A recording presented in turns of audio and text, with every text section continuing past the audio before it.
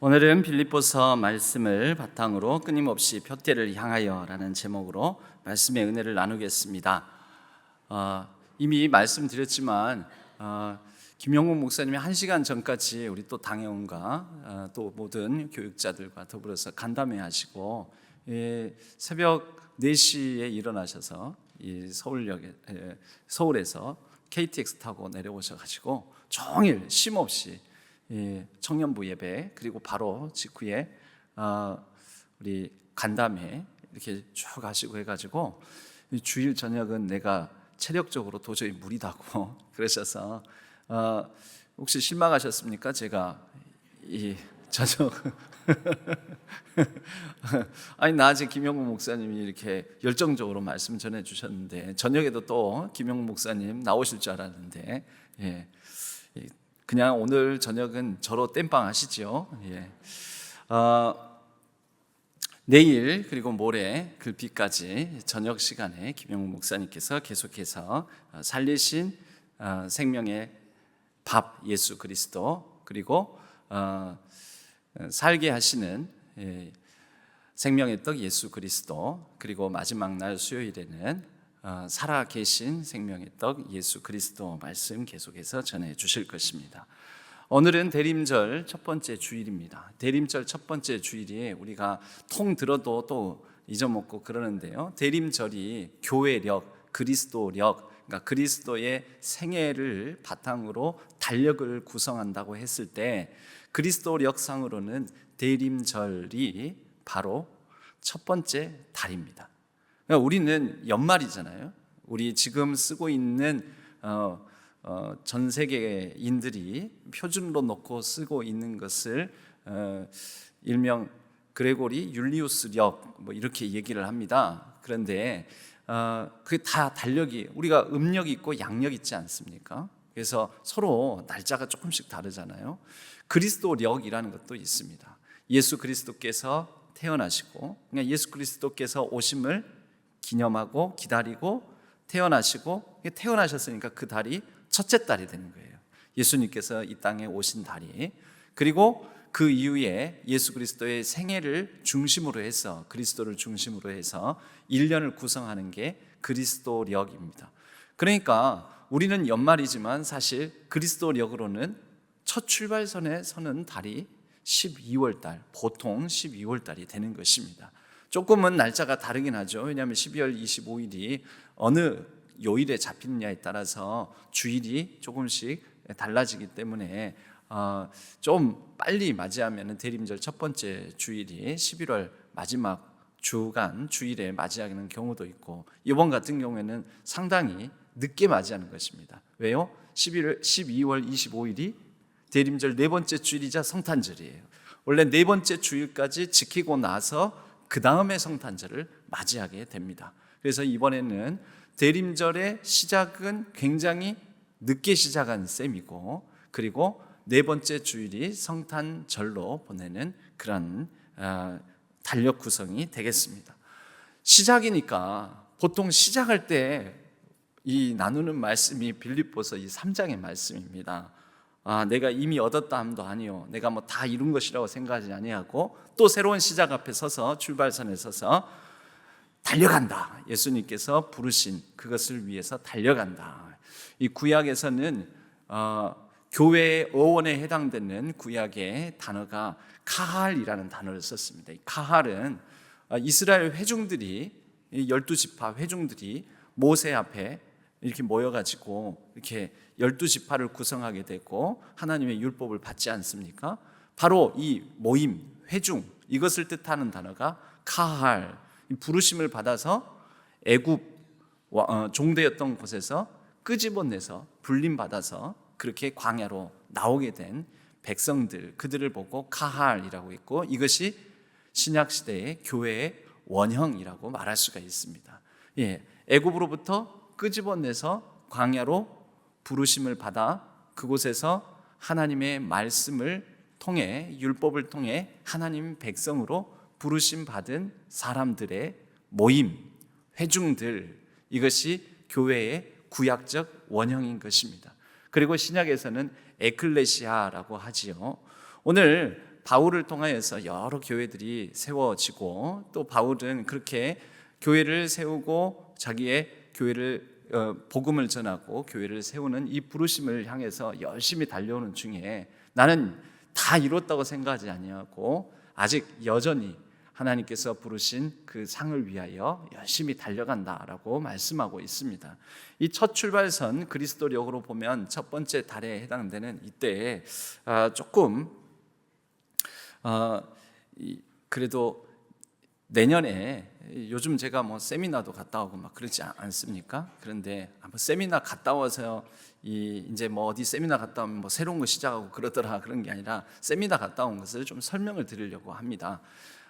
내년에는 1년 동안 사도행전으로 주일 말씀을 전하도록 하겠습니다. 그런데 이 주일 본문으로 여기에서 어른 예배에서만 사도행전 본문으로 주일 이 말씀을 나누는 것이 아니라 영유아 유치부, 아동부, 중고등부까지 청년부까지 총 40주, 1년 52주이지만 특별한 절기들이 있고 또 특별히 뭐 이 감사주일이라든지 부활주일이라든지 이럴 때는 또 특별 절기에 해당되는 말씀 본문 잡아서 설교를 하고 내년에는 사도행전 1장부터 사도행전 28장까지 본문을 1년 동안 주일 본문으로 삼아서 꼼꼼히 그렇게 나누도록 할 것입니다. 그래서 내년에는 이 특별히 같은 본문으로 모든 우리 자녀들과 중고등부, 청년, 우리 성년, 장년에 이르기까지 같은 본문으로 제시가 될 것이기 때문에 한 말씀 안에서 적어도 그 주일을 지나고 나면 또는 그 주일을 앞두고 함께 말씀에 부르심을 받은 대로 함께 가족 안에서도 우리 자녀 세대와 부모 세대 또 할아버지 할머니 세대가 같이 그 말씀을 나눌 수 있지 않겠나 이렇게 생각을 합니다.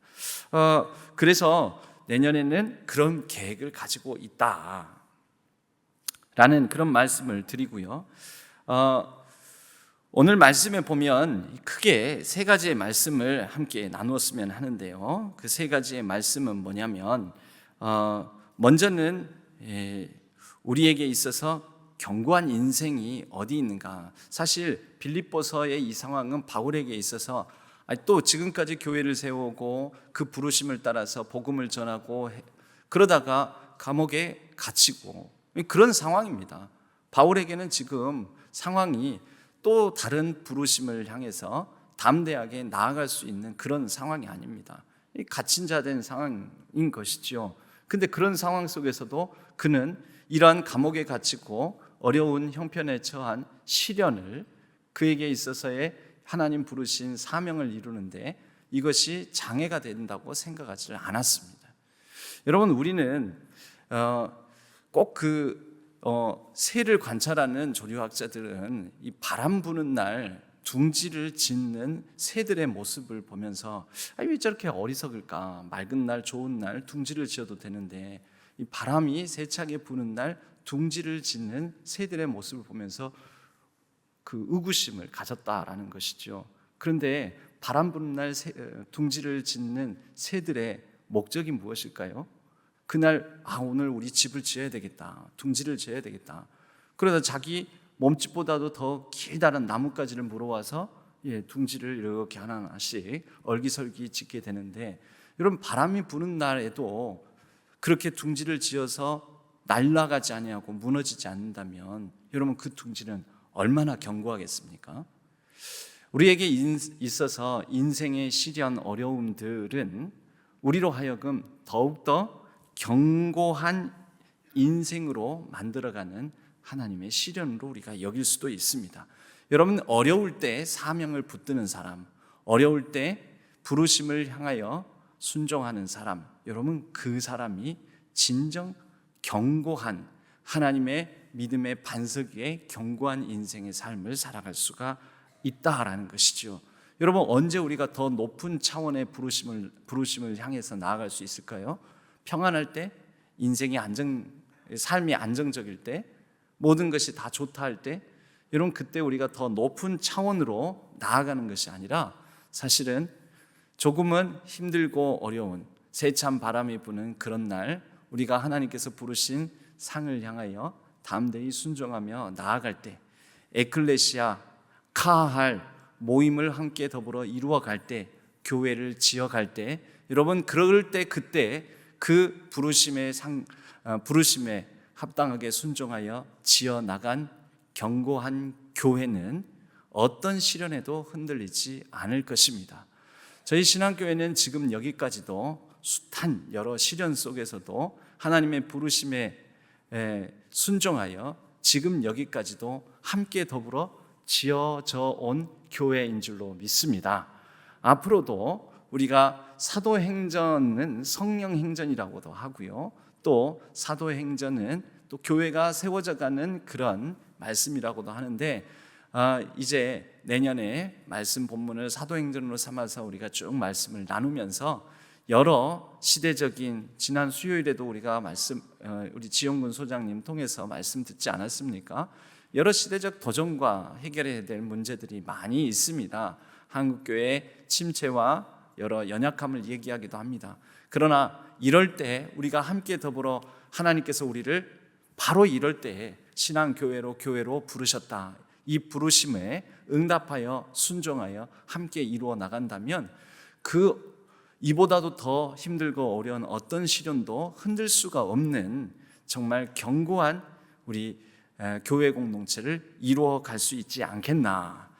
여러분, 인생도 마찬가지입니다.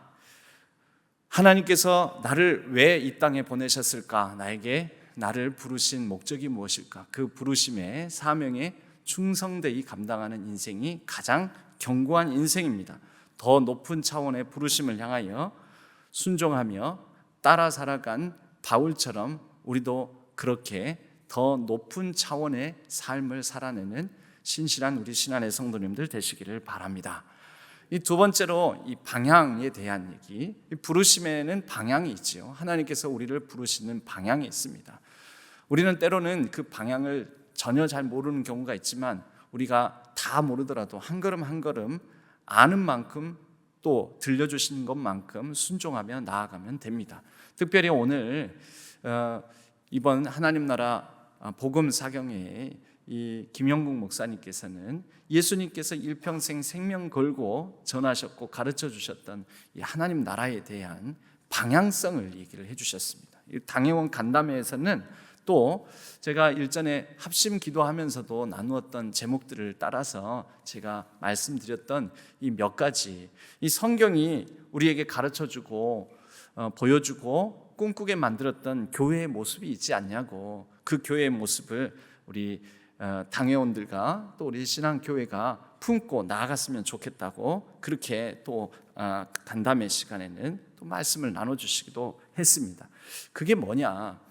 우선은 그 반대되는 것들을 봐야 되는데요. 오늘날에는 기복주의, 그리고 우리의 삶이 교회당 안에서의 모습과 교회당 밖을 나가서 모습이 다르고, 그러니까 우리의 분리된, 이 땅에서는 대충 살다가 예수 믿으면 천국 가는, 천국만 가면 되는 거 아니냐 하면서 삶과 신앙과 삶이 서로 괴리된 상태에서 살아가는 이원론적 영성, 그리고 지극히 나 혼자서만 예수 잘 믿으면 되지, 그리고 내가 내 고민, 내 아픔, 내 고통, 내 기도 제목 서로 나누고 간증 서로 하고 이런 거 필요 있겠나, 나만 그냥 신앙생활 잘하고 그러면 된다는 개인주의적 영성. 우리 신앙교회도 이런 모습들이 있습니다. 여러분, 심지어 진짜 못 견디게 아픈 상황, 너무 극한 고통 상황 되기 전에 사소한 것들은 서로 말 안 하려고 합니다. 목사님만 하시고 누구한테 절대 얘기하지 마세요, 이런 얘기 되게 많이 하시거든요. 그러니까 그게 개인적인 신앙 차원에 머물러 있는 경우가 많다라는 것이죠. 그리고 교회 안에 있는 교인들, 우리 이 교회 안에 있는 교인 관리 차원에 머무르는 교회의 모습들, 그리고 이 땅에서의 현세 기복적인 그런 예배. 그래서 예배를 드리면 예배를 왜 드리느냐, 왜 예배 자리에 나오느냐, 복 받으려고, 이제 이런 모습들에 대해서, 이것은 오늘날 많은 한국교회의 모습이긴 하는데 우리가 꿈꾸고 바라고 방향성을 가지고 달려가야 될 교회는 아니라는 것이죠. 그래서 그 방향성을 가지고 달려가야 될 교회의 모습으로는, 여러분 기복주의에 대해서는 뭐가 있습니까? 기복주의는 점쟁이들이 그러면 안 된다고 해서 막 이러면은 화가 있을 거라고, 이러면 복을 받을 거라고 막 무당들이 얘기를 합니다. 그런데 무당들은 어떤 삶이 변화되고 사회를 변혁시키고 또 내가 살아가는 곳곳을 이 변화를 일으키는 이런 부분에 대해서는 절대 말하지 않습니다. 그냥 어떻게 하면 복 받을 것인지, 어떻게 하면 화를 피할 것인지 그것만 얘기를 합니다. 기독교는 그런 게 아니죠. 우리가 교회를 이뤄가는 것은 가할 애굽 종된 땅에서 하나님께서 그들을 부르신 것은 그냥 단순히 히브리 민족, 그들이 이스라엘 12지파가 되어서 그들만 잘 살으라고 부르신 게 아니지요. 그들을 통해서 세계 만민이 복을 받게 하시려고 하나님께서 하신 것입니다. 이게 뭡니까? 그것이 변화된 삶입니다. 안팎의 변혁, 우리가 꿈꿔야 될 교회, 하나님께서 우리를 신앙교회로 부르신 하나님의 사명은 바로 안팎의 변혁을 꿈꾸며 이루어 가라라는 것입니다. 그리고 우리가 이원론적 영성, 서로 분리된 영성을 가지고 있는데 균형 잡힌 성장을 이루어 가라는 것입니다. 바로 균형 잡힌 성장을 통하여 우리는 예수 그리스도의 형상, 하나님의 형상을 회복해 나가는 것입니다. 그리고 우리가 개인적으로만 나만 잘 믿으면 된다가 아니라 서로의 아픔을 공감하고 나누고 같이 기도하고 돕고 사랑하면서 진실한 공동체를 이루어 가라는 것이죠. 우리는 과연 이 진실한 공동체로서의 부르심, 교회의 부르심 중에 이 진실한 공동체로서 얼마나 잘 순종하며 쫓아가고 있는지, 교회를 이루어가고 있는지 우리 자신을 돌아볼 필요가 있겠습니다. 진실한 공동체, 너희가 서로 사랑하면 너희가 내 제자인 줄 알 것이다. 너희가 내 제자인 줄 알 것이다. 여러분, 우리 교회 안에 있는 교인 중심이 아니라 우리가 교회 밖에 있는 사람들, 예수 그리스도께서 자신을 내어주신 것 같이 우리가 우리 자신을 내어주고 함께 더불어서 살아가는 그런 모습, 그리고 교회에 처음 찾는, 우리 교회에 등록하지 않을지 모르지만 처음 찾는 낯선 이들에게도 열려있는 그러한 구조와 또 마음, 환대하는 마음을 갖는 참는 이 중심의 교회, 그리고 복을 받기 위한 예배가 아니라 깨어진 세상에 대한 하나님의 아픔을 공감하며 그 마음을 품고 같이 더불어, 그렇기 때문에 우리의 힘으로는 이 세상을 회복해 나갈 수가 없습니다.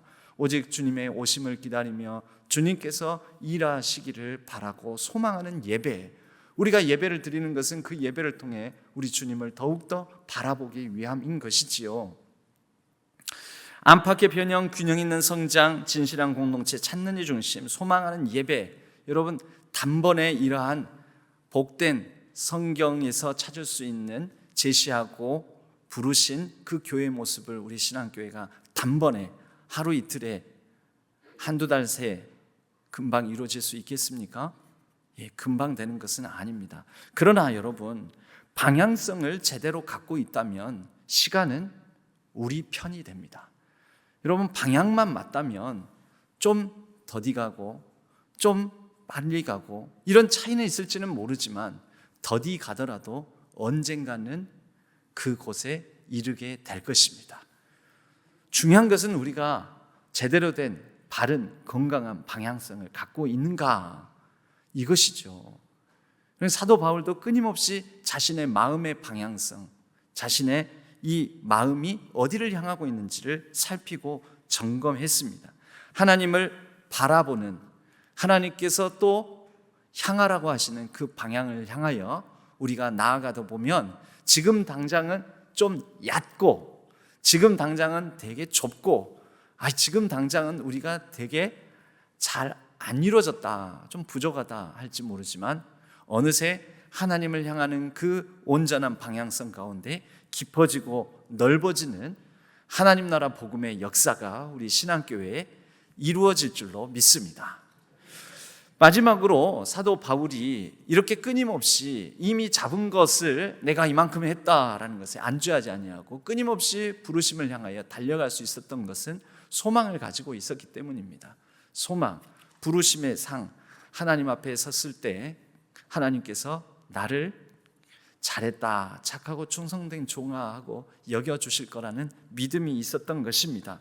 그렇기 때문에 그는 끊임없이 표대를 향하여, 하나님을 향하여, 주님을 향하여 달려갈 수 있었습니다. 히브리서 11장 6절은 믿음에 대해서 이렇게 표현을 합니다. 믿음이 없이는 하나님을 기쁘시게 하지 못하나니 하나님께 나아가는 자는 반드시 그가 계신 것과, 하나님 계십니다. 우리와 함께 하십니다. 우리 가운데 일하십니다. 그리고 또한 그가 자기를 찾는 자들에게 상 주시는 이심을 믿어야 할지니라. 우리에게 상 주시는 여러분, 이게 소망입니다. 지금 당장은 이 땅에서 내가 많은 것을 얻지 못하고 갖지 못하고 누리지 못할지라도 하나님께서 나의 상이 되어 주신다. 하나님께서 내 삶을 인정해 주실 거다. 여러분, 이러한 소망은 우리에게 힘들고 어려운 가운데서도 힘이 있게 만들 것입니다. 우리로 하여금 얼매이기 쉬운 죄를 끊게 만드는 동력이 될 것입니다. 우리의 아쉽고 안타까웠던 과거에 얼매이지 아니하고 그 과거로부터 하나님께서 펼쳐주시고 열어주시는 찬란한 미래를 소망하며 담대히 나아가게 할 것입니다. 소망보다 강력한 힘은 없습니다. 기독교는 믿음의 종교, 사랑의 종교라고도 얘기하지만 소망의 종교입니다. 아무리 상황이 힘들고 또 엄청난 핍박과 박해가 있고 예수 그리스도를 믿는 게 눈앞에는 당장 손해가 많고 참으로 힘들고 지치고 고난 삶일지라도 초대교회로부터 이 소망을 모든 그리스도인들은, 예수 그리스도를 믿는 사람들은 잃지 않았습니다. 여러분, 2023년 우리에게 들려오는 많은 소식들은 우리로 낙심케 합니다. 절망케 합니다. 소망을 갖지 못하게 합니다.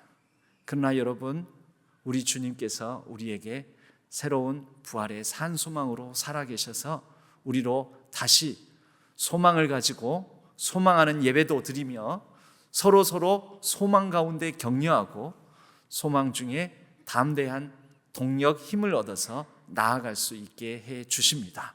오늘 우리가 성탄 점등식을 하면서도 우리가 이 점등하는 이 불빛 하나하나, 와, 예쁘다, 참 어떻게 고생 많이 했겠다.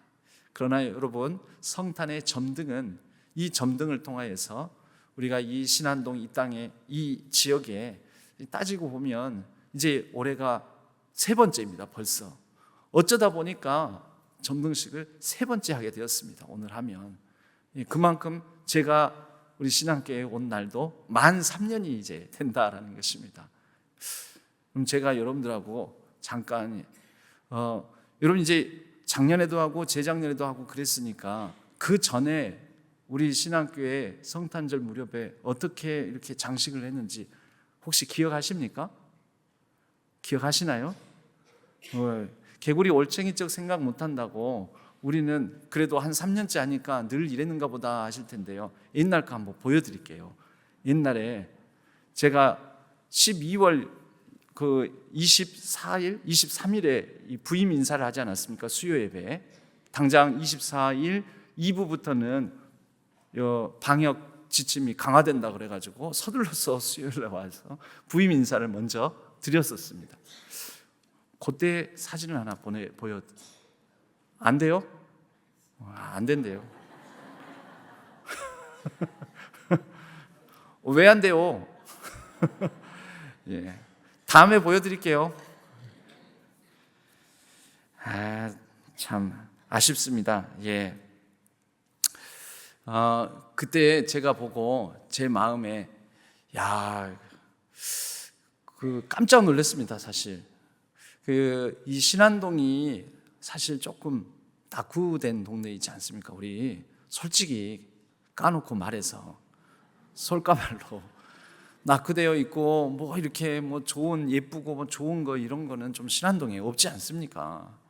그런데 우리 교회만이라도 좀 예쁘고 좋은 것을 특별히 성탄절 무렵에라도 좀 하면 좋을 텐데, 그때 여기 꼭대기 십자가로부터 이렇게 펼쳐져 있는 게 반짝반짝반짝반짝 다 정신없이 빠딱거리는 건 있었는데 이게 뭐지? 이게 뭐지? 하는 그런 마음이 있었습니다. 그래서 혹시 기회가 주어진다면 그때 그것을 보고 이 다음 해 1년 뒤에 성탄식 때에는, 성탄절 가까워올 때에는 우리 교회에 좀 성탄 트리를 예쁘게 하나 세워두고, 지나가는 동네에서는 뭐야 이게? 신앙교회에 무슨 선한 것이 있겠느냐? 아니, 신안동에 무슨 선한 것이 있겠느냐 할 때, 신안동에도 선한 것이 있다고, 사진 찍을 만한 것이 그래도 있다고, 그렇게 자리 잡으면 좋겠다라는 그런 생각을 가졌었습니다. 그리고 벌써 그게 3년째 이르게 되었고, 이 3년째 이르게 되니까 갈수록 지금 조금씩 일이 커지고 있습니다. 그래서 오늘 기대해 보셔도 좋습니다. 여러분, 우리는 올해가 아니라 또 꼭 내년의 점등식이 아니라 내년 우리 교회에 이루어질 일들을 기대하고 소망합니다. 여러분, 소망은 우리로 하여금 다시 일어설 힘을 주고 다시 함께 나아갈 동력을 우리에게 줍니다. 힘들다, 어렵다 할 때, 처음에 우리 점등식 할 때 좀 반대하는 그런 당회 안에서도 반대하는 의견도 있고, 구태여 뭐 그런 걸 할 필요가 있느냐, 이런 이제 목소리도 있었고 또 그랬는데, 올해쯤 되니까 훨씬 더 많은 분들이 함께 이렇게 협력해 주시고 도와주시고, 그래도 또 일은 조금 더 늘어나가지고요, 결과적으로 그 주도적으로 맡아서 일을 감당하시는 분들은 일의 양이 줄어든 것 같지는 않지만, 왜냐하면 더 규모가 커졌거든요. 그런 것 같지만 그래도 이렇게 한 해, 두 해, 세 해째 이르면서 더 큰 소망을 바라보게 됩니다.